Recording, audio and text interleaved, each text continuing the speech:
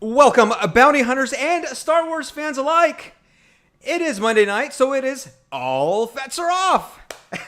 I am Jason, the Tuscan Toast in beautiful Miami, Florida, and with me as always is Brian, the charismatic Carillion in San Antonio, Texas. The first show after Christmas. Brian, hey, how's it going, man? Oh man, things over here. I mean, the weather is beautiful. It's cool. It hasn't rained today, so yeah, man, it's just been a really nice day. Yeah, man. So that's why I won't leave South Florida. Go back to Texas because I just kind of love it here. But anyways, man, how was your Christmas, dude?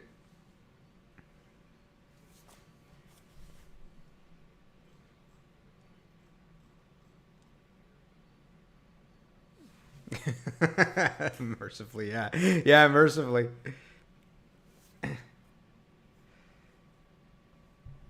Uh-huh.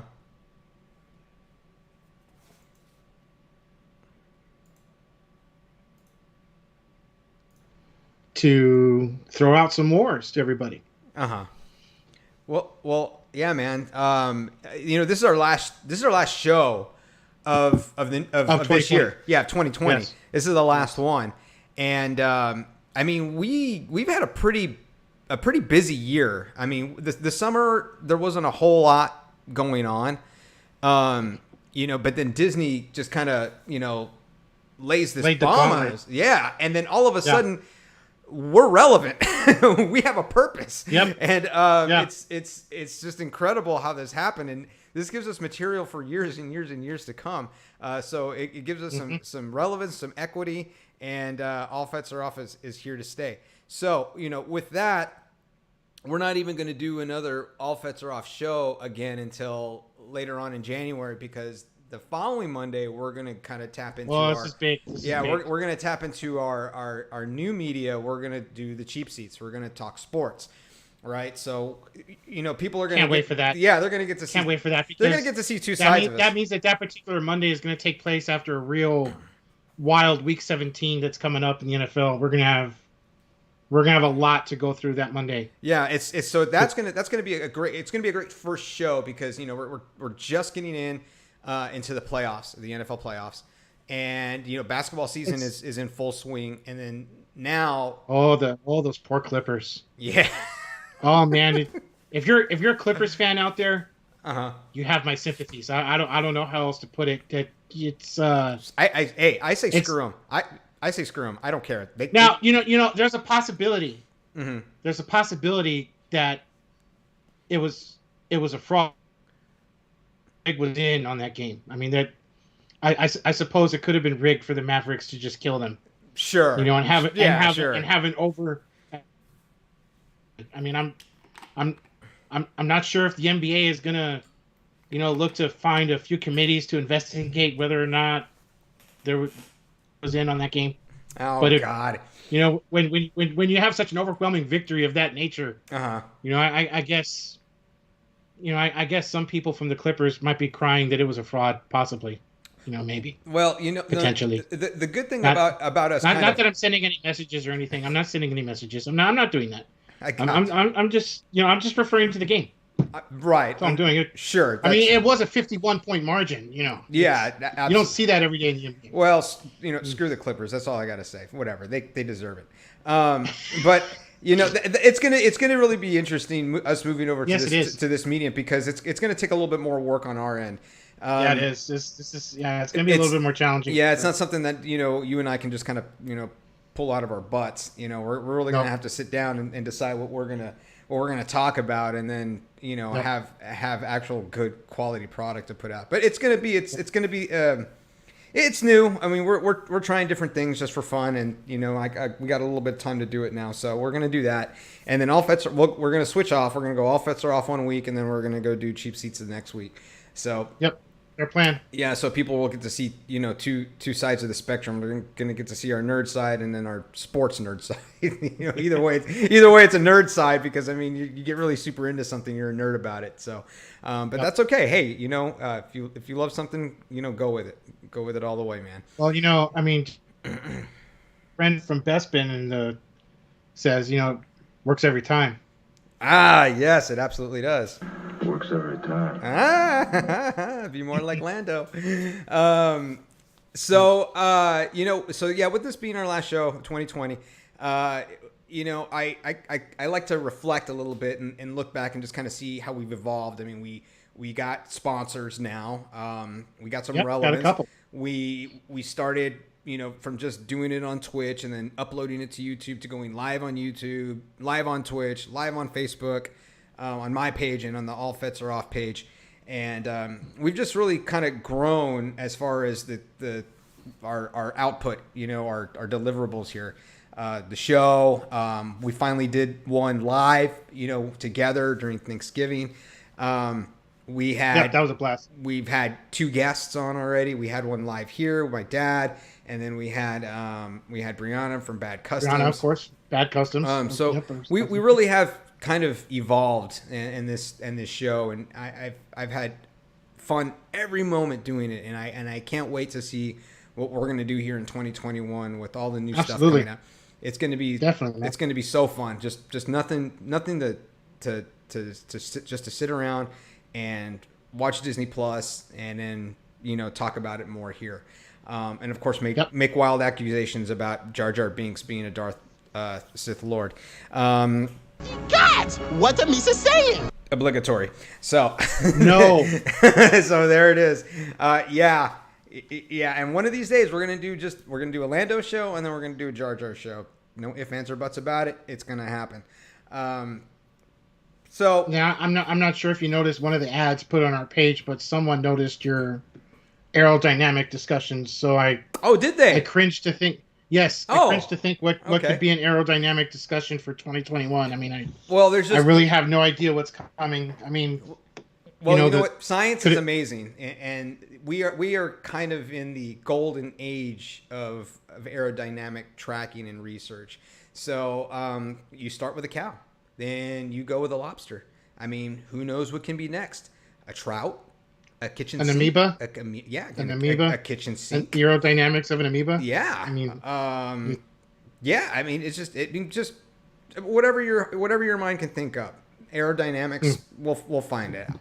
I'm sure you will. Yeah, just not today, please. No, not today. It's been a very busy Christmas. So we're just gonna chill and take it easy and kind of relax, and that'd be nice. And there's some things that we want to discuss, right? We want to talk about Patty Jenkins and her role in Rogue One. Yeah, we're gonna have to leave that to close out because I got some stuff. I know you got some stuff going on, and then whether Hayden Christensen or not can work as Darth Vader again, and then what else are we talking about? Talk a little bit about the new Star Wars gallery. Right. On Disney Plus, they've done another one. They've brought up the making of Mandalorian season 2. So we'll talk a little bit about that. Yeah. So we'll talk about that right now, and I had a lot of fun on Christmas Day having my dad here. It's really interesting to hear his perspective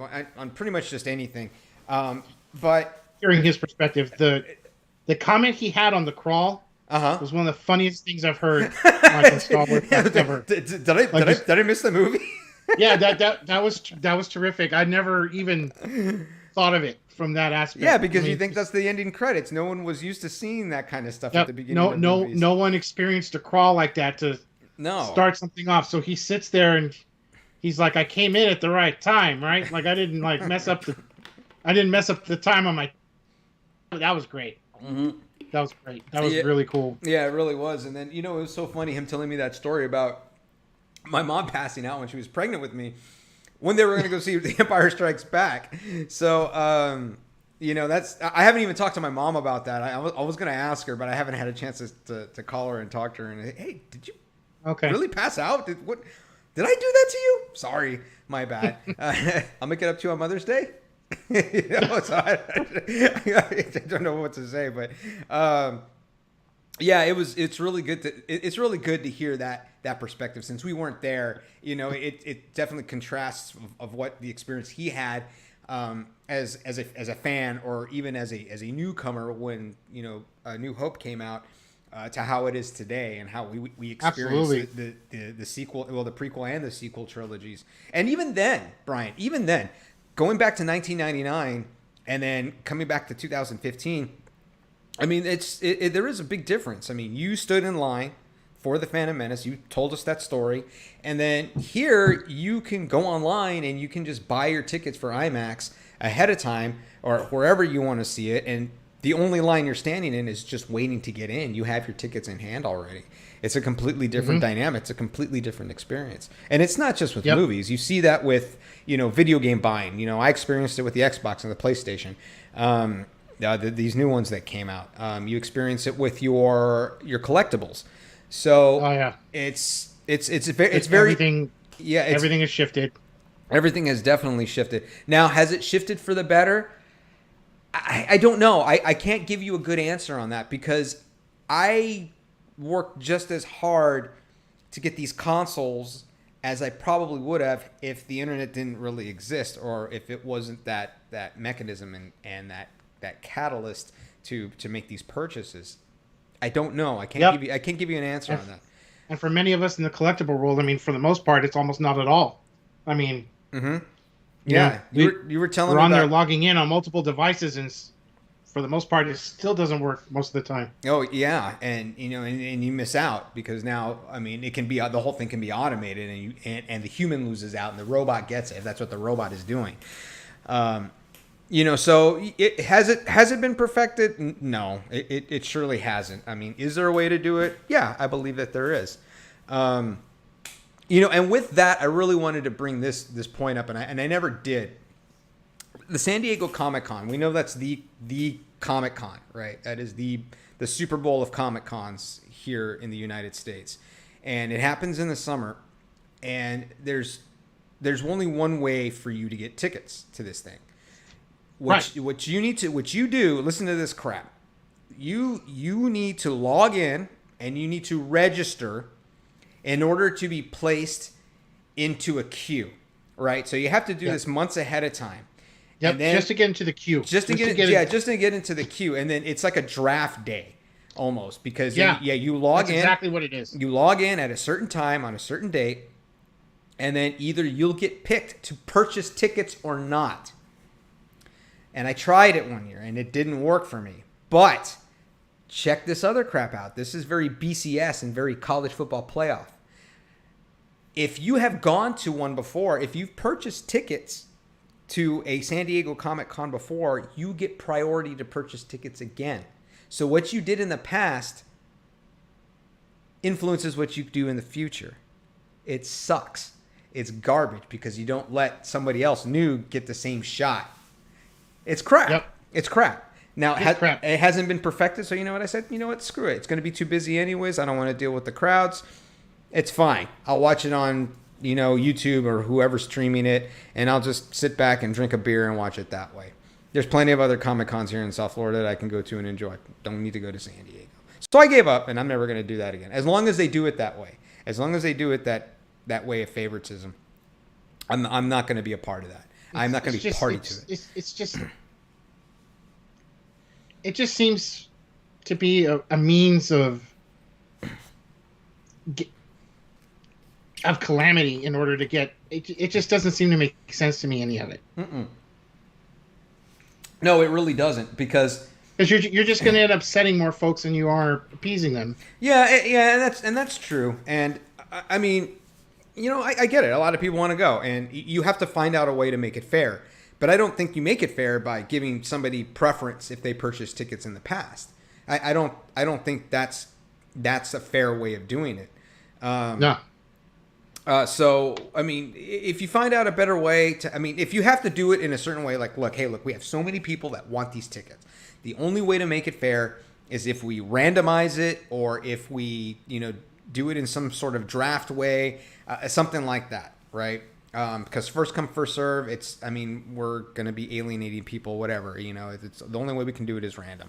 And if they do it that way, then that's fine. If I have an equal shot to somebody else, great. But I don't. Some are more equal than others.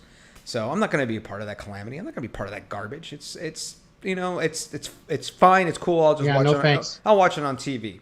And then you know what? That's fine. Because who knows? Maybe one day, we'll get some kind of priority because, I don't know, maybe we'll be considered press or bloggers or influencers, right? Wouldn't that be cool?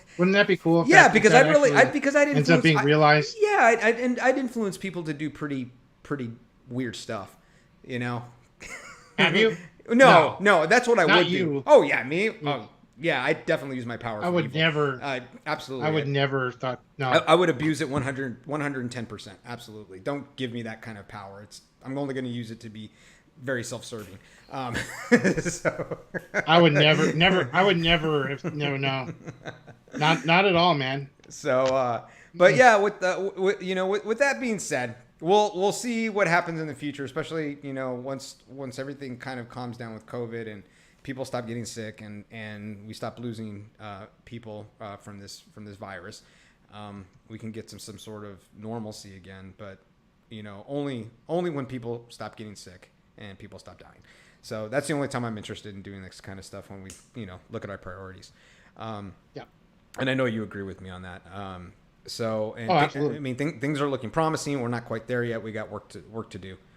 But we got a lot of work left. Yeah, for sure. A lot of work left. But it's for the greater good, for the better safety of everybody, and that's the important thing. So with this last, this being our last show of the year, we closed out Mandalorian season 2, and quite a lot to talk about on that, which we covered. But now we got this new stuff coming up. And, a lot of people, do you want to talk about Hayden Christensen first, or do you want to talk about the Mando 2 gallery? Well, you know what? Let's do Hayden Christensen a little bit, just because that's okay. And that's forefront on my mind. Right. And so this is here. I'm seeing two sides of the coin on this one. Right. I'm seeing it flip. Okay. I'm seeing it flip both ways. I am seeing media outlets, right? Some of these regular media outlets like Engadget and some of these other entertainment websites, saying that fans are upset that Hayden Christensen is coming back as Darth Vader. And then I'm seeing a bunch of memes, right? Like, I'm seeing a bunch of people on Reddit saying, no, that's not true. I mean, that would be great for him to come back as Darth Vader. That's who we know as Anakin Skywalker. That is our baseline for Anakin Skywalker is Hayden Christensen's performance. It's interesting you say that, because that is who we know as Anakin Skywalker. Mm-hmm. That's right. Yeah. And even though Anakin Skywalker and Darth Vader are the same person, at the same time, they are not the same person. Yeah. So split between the two personas. I mean, and then of course the split becoming Anakin has had his bout with Obi-Wan Kenobi on Mustafar, and he now enters the suit of what is going to keep him alive, basically. And once Anakin dons the suit, everything changes. He's immediately more menacing. He's immediately more ominous. He's all of it changes. His voice is a lot more ominous, just because of the mechanics of the helmet and the breathing apparatus that's on the chest plate. Yeah. So it's all changed for him at that point once he takes that on. And more so from a performance standpoint, not only do those things change for the character, but they change for the actors, because now you have a voice that's needing to be done by very likely James Earl Jones. It's consistent. Right. That, or they're going to have to sample some things that James Earl Jones did before, and they're just going to have to mesh it up. That's the other option, which, I mean, I'm not really sure how that would work out. But if you're going to keep it James Earl Jones and he doesn't do any new stuff, that'd be the other thing to look at. But what you're starting to enter here is, now that we know that Hayden Christensen is going to be reprising the role, that there's no questioning here about it. This was announced at the investor show. So we know this for fact now. It's not conjecture. I mean, there was a lot of rumor over the summer because he seen on on different sets with Disney Plus and seen with Ewan McGregor, and there were things getting dropped that he was an appearance here, an appearance there, and there was all this speculation. But now we're beyond that. Now we know without shadow of doubt that he will be Darth Vader in Kenobi, and they've already let it out that this will be 10 years after Episode 3. Right, which means he hasn't aged as much, right? No, but he's in the suit though. Yeah, he's in the suit. But you may also see him without the helmet. You may see that because we never really do. I mean, until, Return of the Jedi, we never really see him without the helmet. When he's getting his bath or whatever because he's all burnt and everything. I mean, we may see him without it and just just a normal breathing apparatus. So we may see a different side of Darth Vader that we haven't seen in live action. If that's the case, I keep wondering, are we gonna which regeneration chamber are we gonna see? We saw an early one in The Empire Strikes Back, which he had on his Star Destroyer, his main Star Destroyer. Right. He had a regeneration chamber that was there. That it was the one that you saw that kind of enclosed into a ball and it raised up. Right. And it would lift the helmet, and then as it raised down, it would attach the helmet. There was that one. Right. Then we saw another one in Rogue One where it was an actual bacta tank, where he was actually in the tank with healing property fluid and all this stuff. Right. So there was two very different type of chambers, but so I mean, are we going to see him without the helmet on the Star Destroyer? Are we going to see him without the helmet on Mustafar? Could Obi-Wan be going to Mustafar? If he's going to Mustafar, why would he want to even get anywhere near there? Obi-Wan's main purpose right now, he's got one job, and that's to keep an eye on Luke. Right. That's his main. So why would he leave Tatooine? Yeah, see, I have a lot of issue with this because I got a lot of folks telling me, because one of my biggest reservations on I'm still on this side of the spectrum with it. I was not excited to hear that a Kenobi series was coming down. I wasn't. I didn't care that they were bringing Ewan McGregor to do it. None of it sounded appealing to me. Yeah, you had a lot of skepticism on it. And the reason none of it sounded appealing, and I'll say it over and over again. I've said it once. I've said it 5 times. I'm going to say it again right now. I don't want a season just filled with a bunch of sand in it. I mean, at least Din Djarin had a ship where he could go places. So I wasn't stuck with a location of sand for 9 episodes, whatever it is. Well, we don't know. I mean, we know he has one sole purpose, but I mean, again, it's a show. How could you leave? I mean, how could he possibly leave? Yeah, I mean, he could leave. I mean, he could leave. I mean, I see ways that he could leave for moments at a time. I'm not talking about for very long periods of time, but he could. I mean, he has to. I mean. So, would you describe Obi-Wan as a worrywart? Let's be realistic here. No, Obi-Wan. Not original trilogy Obi-Wan. Prequels Obi-Wan. I don't know if I would. I don't know. God, that's a damn. That's a hell of a question, Brian. Let's replace worrywart. Let's just take that. Forget I said it. Would you describe prequels Obi-Wan Kenobi as apprehensive? Yes. Okay. So, given his apprehensive nature, which I think he's clearly apprehensive. I mean, he's not comfortable with anything, unless he's not comfortable with anything unless it's codified. Correct. He's not. He doesn't like to deviate from anything that's not already part of the Jedi tradition, or that's already established. But in addition to that, he doesn't like to deviate from the plan either. So, well, true. His plan at the end of Episode 3 was, I'm going to become a crabby hermit on Tatooine. I'm going to get myself an unnoticeable little homestead I'm going to sit my butt here until Luke turns 18, and I'm going to make sure he reaches that age. And then once that happens, then, I'll sail on sail. But for this series, I got folks telling me, well, I mean, he's going to have to leave the planet because otherwise the series would be boring. And yes, it would be.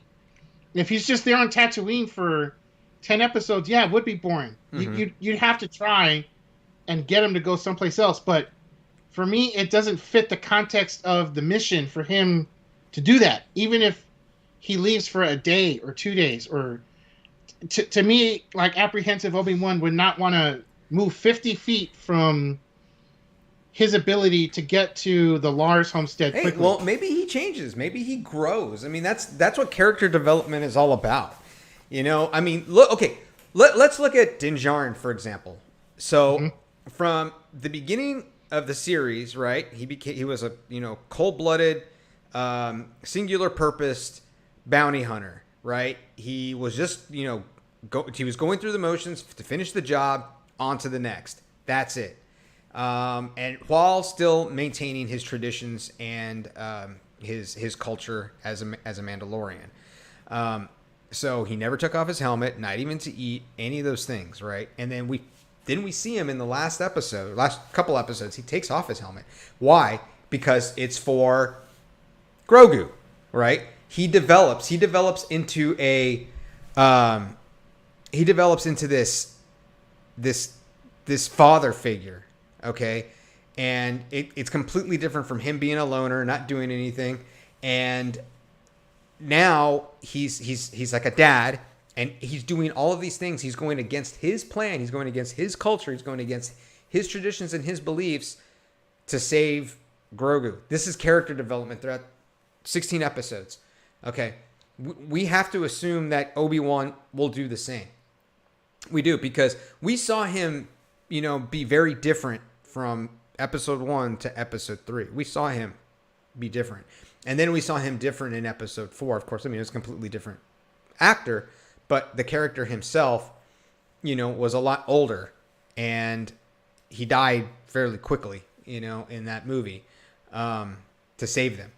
So we can see him, saying, well, this is not part of my plan, but hey, this is for the greater good. I'm going to do this,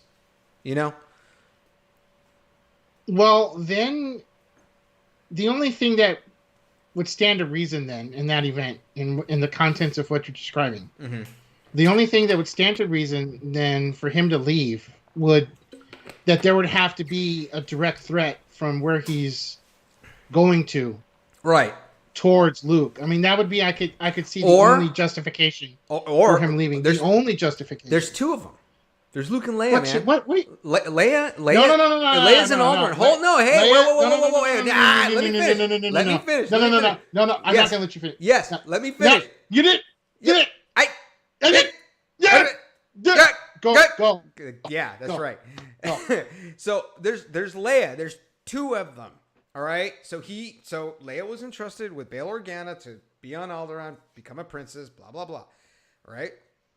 Now she's safe. We can believe that she's relatively safe up until she gets captured. In episode 4. But in between that time, sorry, right? I don't know if you realize maybe Bail Organa reaches out to Obi-Wan Kenobi, right, saying, "Hey, we're in a shit sandwich. We need your help." And then he has to go and do it, right? Saying, "Okay, you know what? Luke is okay. He's in danger. Nobody's after him. It's not so hot here right now. Let me go do this." So yeah, that he could go on some space adventures and go to war with a star. It is Star Wars.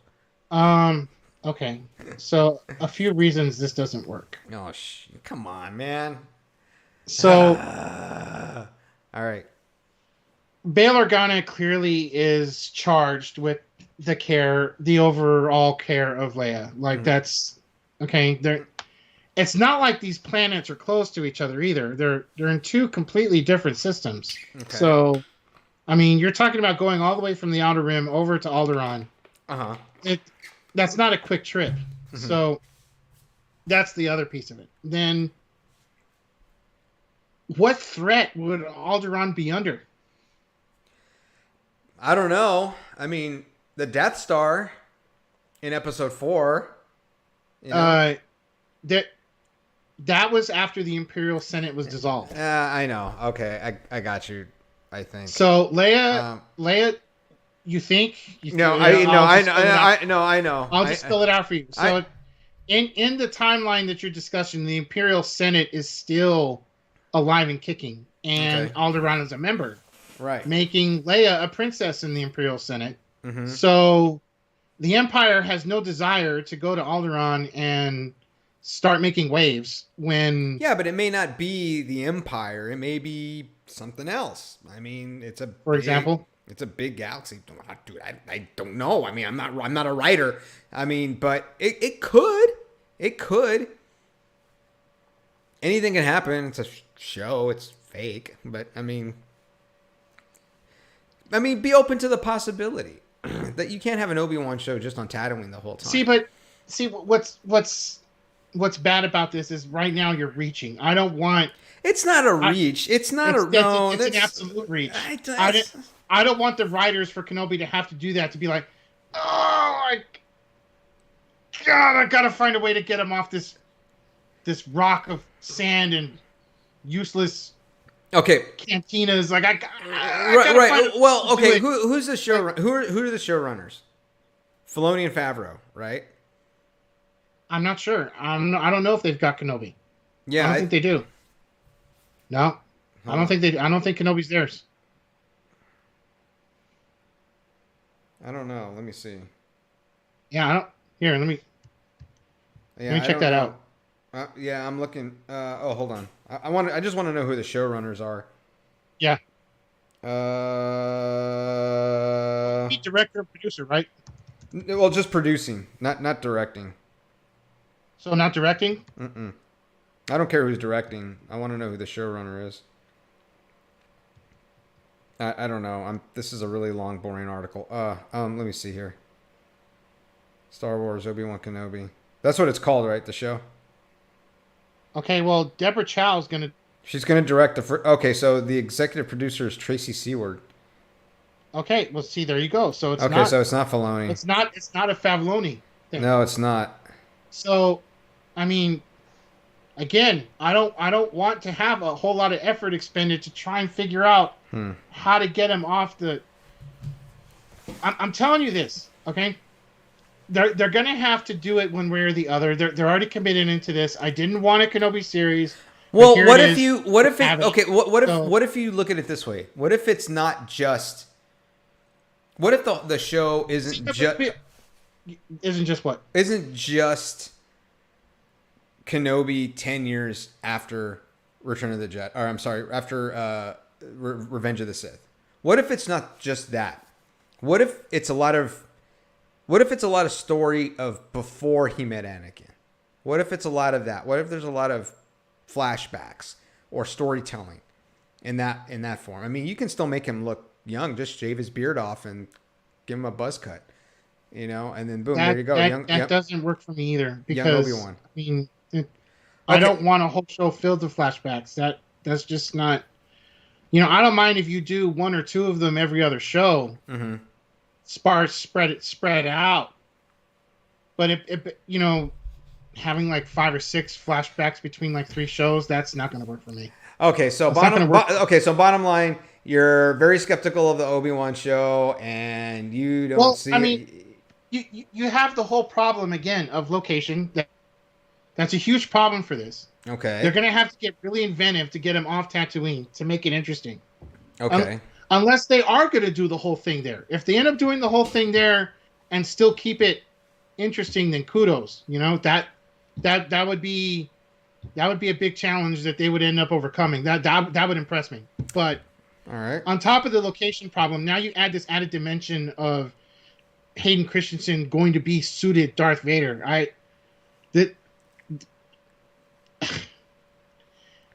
They have their work cut out for them. We'll wait for the first trailer, you know, or teaser. Mm-hmm. I swear. If the teaser is just him lining his lightsaber, I'm gonna be upset, because that's just I could see them. Well, we had the bar set really high with The Mandalorian. I mean, the bar is high now for live action Star Wars shows. It's But couldn't really you see high. them doing that just to annoy the piss out of the fans? Like, couldn't you? Well, to annoy the piss out of you, I would go through great lengths. So if Kathleen Kennedy does that for me, like they do this entire like press release for like the teaser of Kenobi. Uh-huh. They get on Good Morning America. Hey, we're gonna have the teaser of Kenobi. They get on Monday Night Football. We're gonna have the teaser of Kenobi. They go every place. It's online. We're gonna have the teaser of Kenobi. And then what you see is a hooded figure walk in, and then he unhooks his saber from his belt, and then he lights it and it's blue, and then you get the Kenobi title card, and that's it. Like that's how it usually goes. You know how entertainment is. They always do that crap. It's just like, something ominous. Like, give us one location. They probably haven't even gone that far yet. I mean, that probably wasn't even Ewan McGregor. It was just some dude, No, they have to show Ewan McGregor too, because we got to see how much gray they put in and all that. He's gonna have to look closer to A New Hope Obi-Wan than he would be Revenge of the Sith Obi-Wan. He has to be like somewhere in between. Yeah, but I think he's that age right now. How old is hold on. Gray, How old is Ewan McGregor right now anyways? Let's see. I don't know. Hold on, I'm checking. He is he's already 49. He's already 49 years old. It's like I'm a walking Hollywood encyclopedia. I mean, I'm not that. I don't know. Okay, well, he's 49. I don't think you have to do much. He's 49 years old. He wasn't 49 at the end of Revenge of the Sith. Obi-Wan, right? He was what? I don't know how old he was. I don't know. It doesn't matter. But, okay. Of course it matters. All right. Now we're going to have to figure it out. Anyways, this is a circular argument. And so let's move on to the making of Mando 2 from the gallery. What is that? They did that for the first season, right?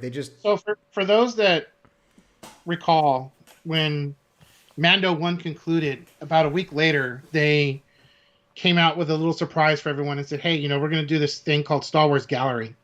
And in Star Wars Gallery, we're going to have a set of episodes, and we're going to put them weekly, just like what they did with Mando, with the Mando series. And every week, you're going to be able to see a little of the things behind the scenes that we do to create the show. Mm-hmm. So they're bringing that back for Mando 2, but this one's a bit more, in addition from the technical side, to showing the human side of this group. You're going to see a lot of... One of the things they talked about was how Robert Rodriguez was constantly on guitar on the set. And you're going to see some of that. I posted that on my Instagram. It was right? Robert Rodriguez. He was on his guitar, whatever, and then it had Grogu, the puppet, going with his ears moving. It was cool. That's cool. Yeah, it was cool. So, it was cool. He's doing his little mariachi thing, and I mean, I say that because of the movie he directed. But, uh-huh. So I mean, they're gonna have that. You're gonna see a more intimate side of Pedro Pascal and the Favloni guys. Mm-hmm. I call them Favloni now just because that's, I mean, the easiest way for me to couple them up. Works for me, man. But you're going to be able to see a lot of what Timothy Oliphant experienced being on Star Wars, in a Star Wars project for the first time, and mm-hmm. see his excitement. You're going to see Favreau discuss how he was going to get in the director's chair for the first time in Mandalorian. Mm-hmm. So that was big. But what I'm really looking forward to out of Star Wars Gallery, and I don't know if you've seen this photo yet, but a photo dropped of the master, the one and only George Lucas, talking to Rosario Dawson as she was... and laughing. Yeah.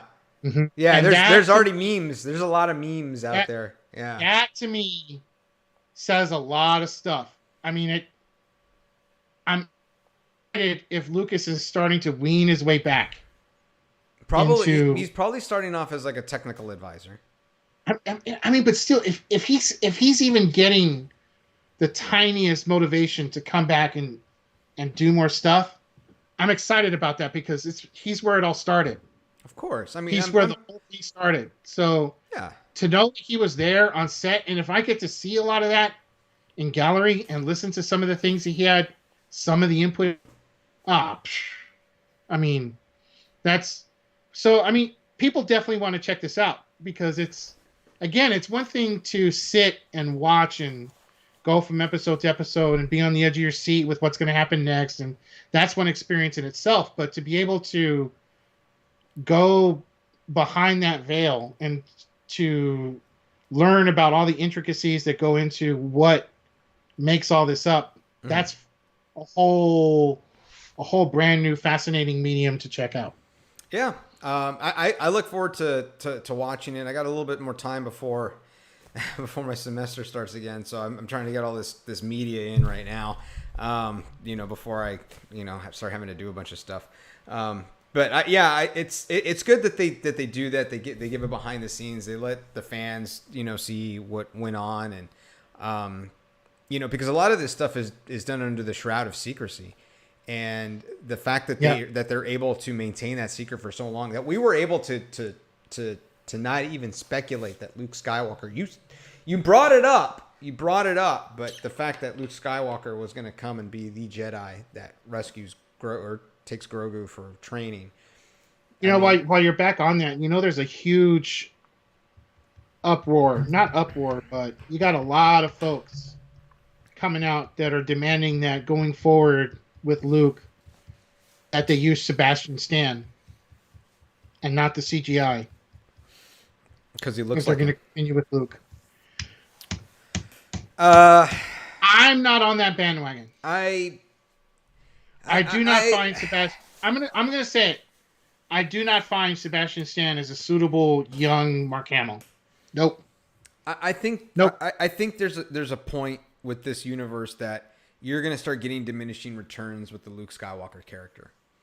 How do you mean diminishing returns? Like you mean like at a point where there's no more stories you can use? Right. I mean, there's not much. That is true. That is true because at some point the gap is going to close between Jedi and Episode 7, providing these guys aren't out to completely redo what's going on. I have no idea if that's where they're headed. I don't know either. My gut feeling says no, because I don't know why you would want to go and upend all that canon. I mean, you're talking about 8 years, right? No, 6. Yeah, it's a lot. It was a lot of. It took them 2 years this time to make the films versus 3. Is that it? Yeah, because I mean they went right into it as soon as they were done. 2015 was 7, and then they did 8 in 2017, and then 2019 for 8, right? Yeah. So 6 years versus the typical 9. Yeah, I mean, because it's not Lucas doing it all by himself. Right. Him and Rick McCallum. It wasn't them two all by themselves. Even then, even 6 years versus 9, I don't know why you would want to go in and upend all that canon. I think more or less, I would like to view that their goal is more or less to streamline in between. And set up a better foundation, a base of foundation for those 3 to try and like smooth it over versus upending it. I would think that would be more feasible to do. We just didn't see a whole lot of the chemistry between those 3 characters in the trilogy, the sequel trilogy, like we did with that is true, right? With Mark Hamill and Harrison Ford and Carrie Fisher. We didn't see that. It seemed forced. It felt forced watching it. It felt like they were pushing it onto us. But I don't know. I don't want to speculate too much because you have wishful thinking, and then you have what's really going to happen. And I don't know. I don't know too much, and I don't think that they're going to try to do it. I think that they're going to, for the most part, maybe not even touch it. Maybe so much as to ignore it, so that they can focus on some of these other series, the Ahsoka series, the Cassian Andor series, the Bad Batch series. All these things may just ignore what happened. Maybe just between those characters themselves. But you may see more about the struggle between the Resistance and the First Order, which should be great. I would be fine with that. But we're not going to look into the deep character developments and storylines like we did with Clone Wars and Anakin and Obi-Wan, because the whole lore of it was how well they worked together, how much of a team they were, how good friends they were, and then it just all, went to hell at Revenge of the Sith.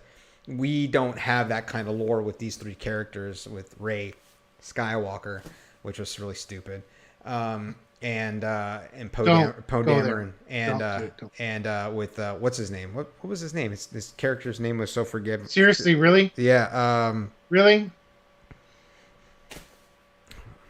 I can't remember. It was just Finn. Sorry, Finn. It's forgettable. It's just he was a Why was he called trooper. Finn? He was a trooper because of his trooper name or whatever. It was something. What was his trooper name? Dude, I don't know. Think I watched Star Wars? You realize that his trooper name had a tie to the original trilogy, do you not? No, tell me. Explain. Well, I mean, if you can tell me what his trooper name was, I can tell you. Oh God, why are you gonna make me do this, man? Are you gonna look it up? I have if to, you're gonna man. look it up, I'll just tell you. Okay, forget it. Tell me. Because me just telling you is the same as you looking. This is ridiculous. So, FN2187. FN2. Why is that significant to the OT? Why?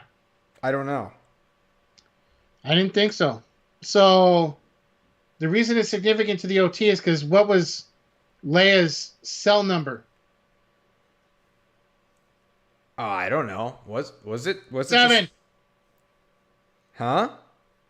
Leia's cell number on the Death Star was 2187. Han Solo says it. Why would they do that? Why would who do what? Why would they name him FN2187? I mean, as a callback? Or Yes, it's a callback. The same reason that you can see THX 1138 in the sand on Tatooine in Episode 4. Okay. I guess. That's really coincidental. But I mean, it's not coincidental. It's intentionally done. But I mean, no. I mean, it would be coincidental. Coincidental. You hear THX 1138 in more than one way. I mean, even Luke says it in Episode 4, Cell Block 1138, and then Leia. What's that? You froze for a second. So, I mean, in addition to 1138 being in the sand, actually, I don't think that was Episode 4. I think that was Attack of the Clones that they did it. Yeah, it was Attack of the Clones. It was Attack of the Clones. But in Episode 4, you do get a reference to THX 1138 from Luke, because Luke tells Han that she's on Cell Block 1138. And then it's discovered that she's in Cell 2187. And then they call back to 2187 in Force Awakens with FN2187. I don't know how you don't pick up on this stuff. I really don't. I just don't. Hey, man. Over my head on some things, man. Well, what can I say? I think we're approaching the point that we really got to start to get into this Patty Jenkins thing. Oh, yeah. Yeah. We don't have too much more time left, and there's okay. something I have to lay down in order to. Yeah, go ahead. Go ahead and say your piece, because I have a small rebuttal to it, but go ahead. So, Patty Jenkins is doing Rogue Squadron. We discovered from the investor stuff, which I was through the roof. I mean, 1, because I love X-Wing fighters. 2, because I love TIE fighters. And 3, because I love the Rogue Squadron game. Mm-hmm. So to be able to bring Rogue Squadron to life is huge for me. Mm-hmm. And everyone's thinking like, well, what about who's directing it? I mean, do you have any worries?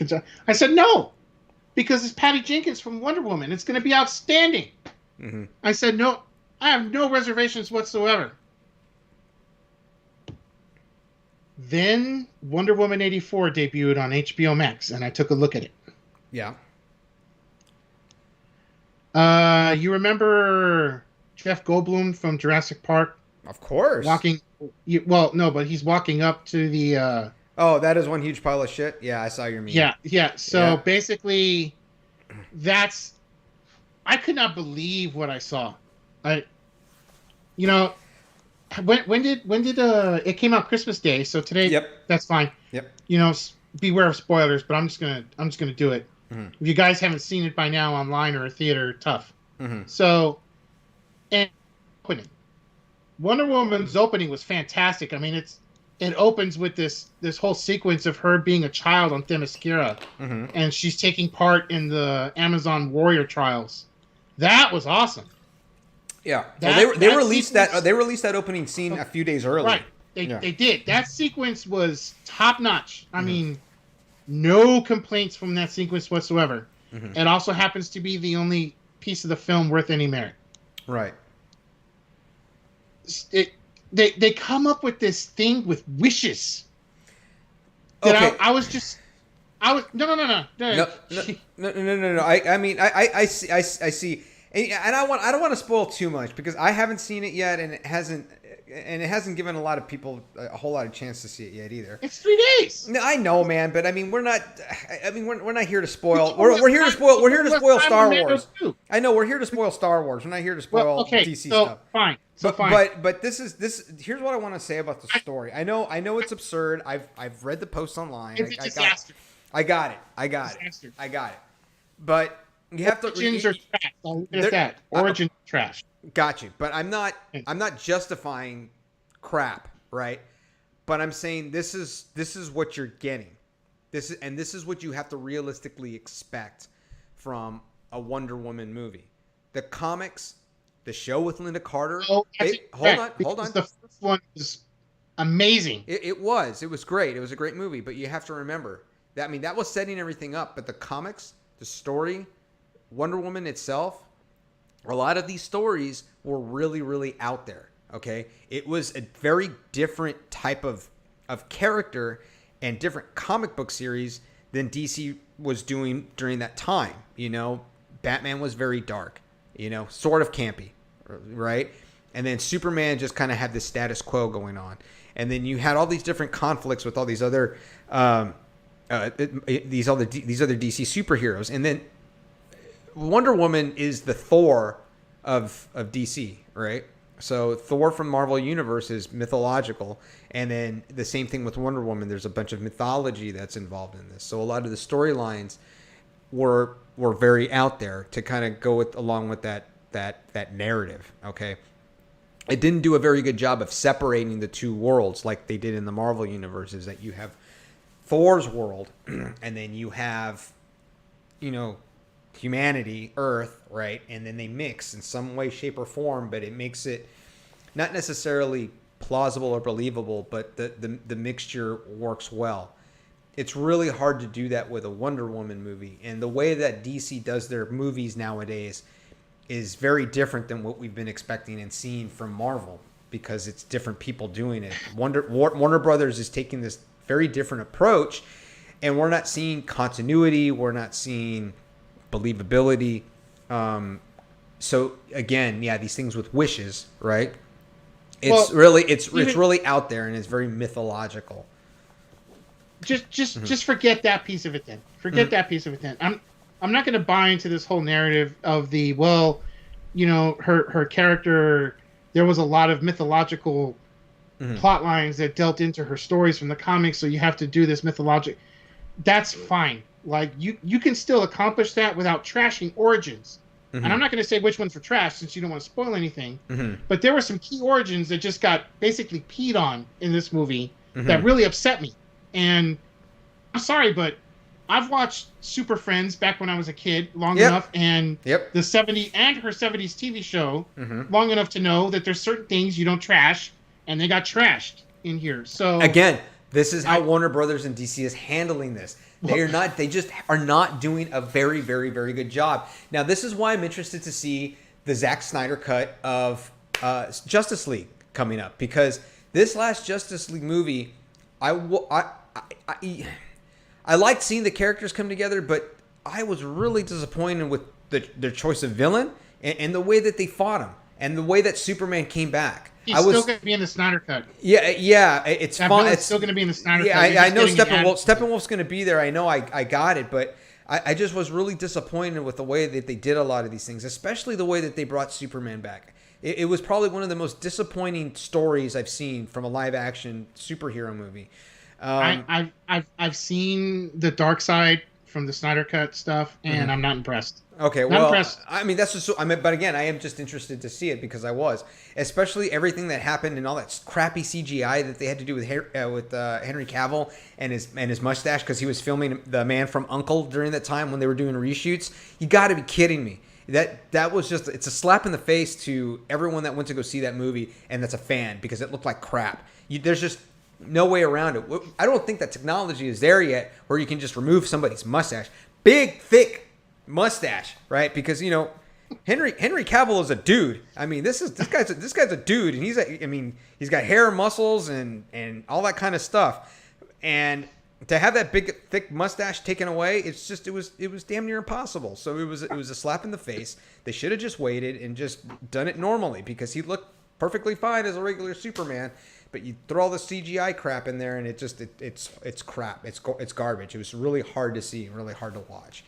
Well, but this is what we have to expect from Warner Brothers movies now. Okay, that's just it. It's just if you see something, right? They're gonna redo Green Lantern. You should just probably just put your palm in your face and just shake your head because it's not gonna be good. It's just not gonna be good the way that they're doing it. I'm sorry, it's just not. Given the fact that what I saw from Wonder Woman 84, I really have now a whole bevy of concerns for Rogue Squadron. Just because, as you should. I'm telling you what, you can go into a DC movie with, like you say, Warner's already just screwed it all up already. Mm-hmm. They have. To what you're saying, Warner's already jacked DC up so much that, like you say, you almost come to expect it now. Right. So, yep. I mean, with the exception of, I wouldn't have expected it from 84 just because the first one was so great. Mm-hmm. It's as if Jenkins one thing holding DC afloat almost, and to see this happen. Ugh. But I tell you what, you go in and you screw with Origins on Wonder Woman is one thing. Mm-hmm. But if you screw with Origins on Rogue Squadron, you're.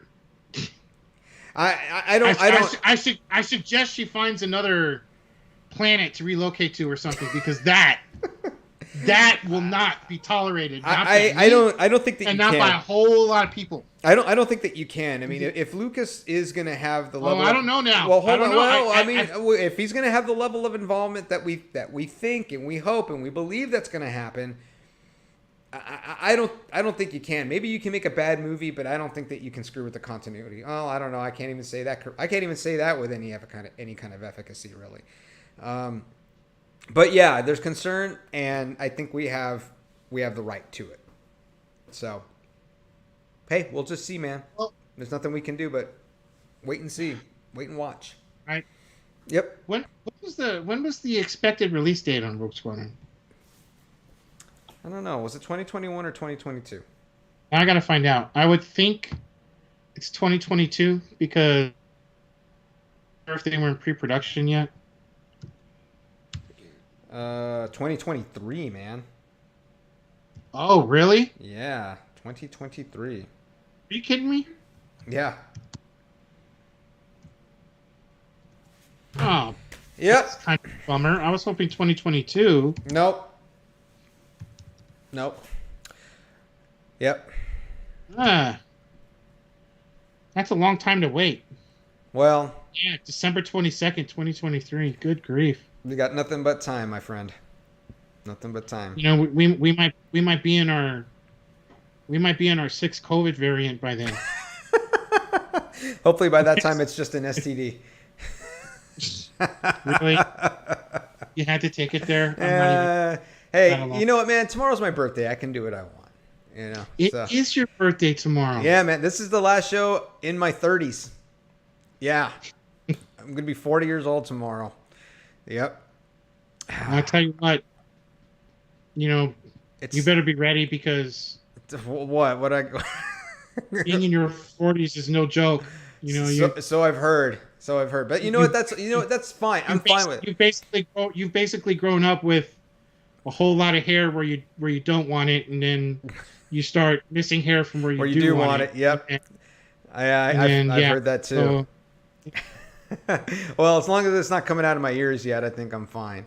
But yeah, man, it's I'm gonna be 40, but you know what? That's okay because I'm in much better shape at 40 than when I was at 20. I feel better today than I ever have. So that's always good. Yeah, so I'm embracing it. I'm taking it. It's great. I don't have gray hair yet. Knock on wood. Got to thank my mom for that. So, don't say.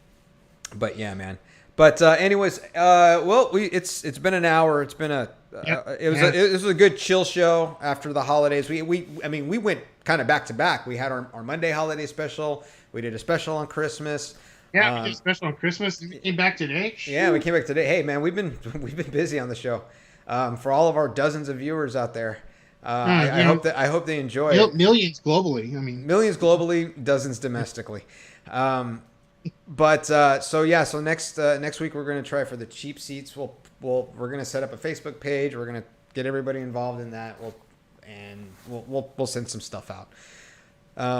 But anyways, Brian, you have yourself a very happy New Year, and you also be safe. Also, Tuscan, be safe out there. We'll see each other again in 2021. And we will close out this year, and we will close out this series of shows on a very high note. We got a lot accomplished. We did a lot of things that we wanted to do, and it's been so fun, Brian. I mean, all we do is we just come up with stupid ideas, and we say, "Hey, wouldn't it be cool if we did this? Yeah, why don't we do it? Why not? What's keeping us from doing it?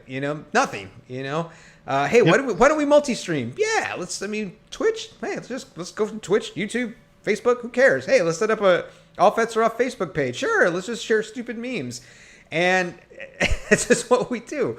It's just what we do, and it's been great, man. So big things for next year. We'll come up with more dumb ideas, and we'll explore different genres, especially with sports, and we'll see if we can do better than what ESPN does with all their bullcrap drama that we're going to keep out of it. So, this is not going to be the e-news of sports, man. This is going to be real sports. So, but yeah, man, you and Anna have a good New Year. We'll talk. You also, sir. We'll talk soon. All right. And hey, everybody, stay safe. Have a happy New Year from All Fetts Are Off. Thank you to Bad Customs and Farrah Rose Designs. Thank you guys for hopping on board with us. Thank you for everything you're doing. Thank you for serving your folks the way you do and have done in 2020. And I know that you guys will have lots of goodies in store for 2021. Everyone be sure to check out their stuff on the links we provide. Mm-hmm. So. Yep, we'll have it all over the place, so check them out. So let's yub nub for the last time of 2020, man. Yub nub! Yub nub!